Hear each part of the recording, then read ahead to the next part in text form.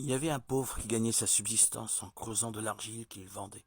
Un jour il creusa et découvrit là où il venait piocher une pierre précieuse d'une valeur inestimable. Comme il ignorait combien valait la pierre, il se rendit chez un bijoutier pour la faire estimer.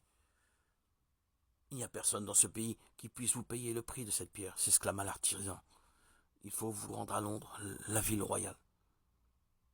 Mais puisqu'il était si pauvre, il n'avait pas de quoi payer son voyage.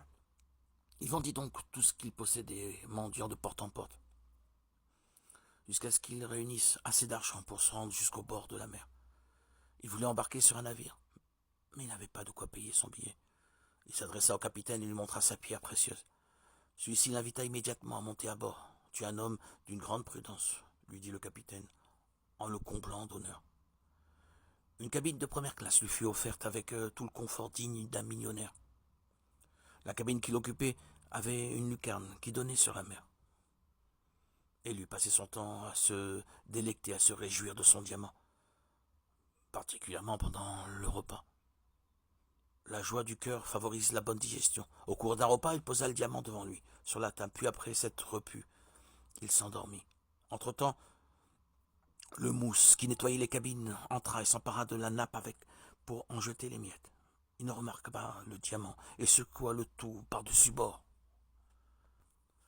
Lorsqu'il se réveilla, notre ami comprit ce qui s'était passé. Il eut un tel chagrin qu'il faillit en perdre la raison. Que faire? Le capitaine l'aurait bien tué pour le prix de son billet. Il décida donc d'avoir l'air content, comme s'il ignorait ce qui s'était passé. Le capitaine avait l'habitude de bavarder avec lui quelques heures chaque jour. Ce jour-là, il vint comme à l'accoutumée. Notre ami imitait si bien l'air joyeux que le capitaine ne ressentit aucune différence. Je sais bien, confia le capitaine à notre ami, que tu es un homme droit et avisé.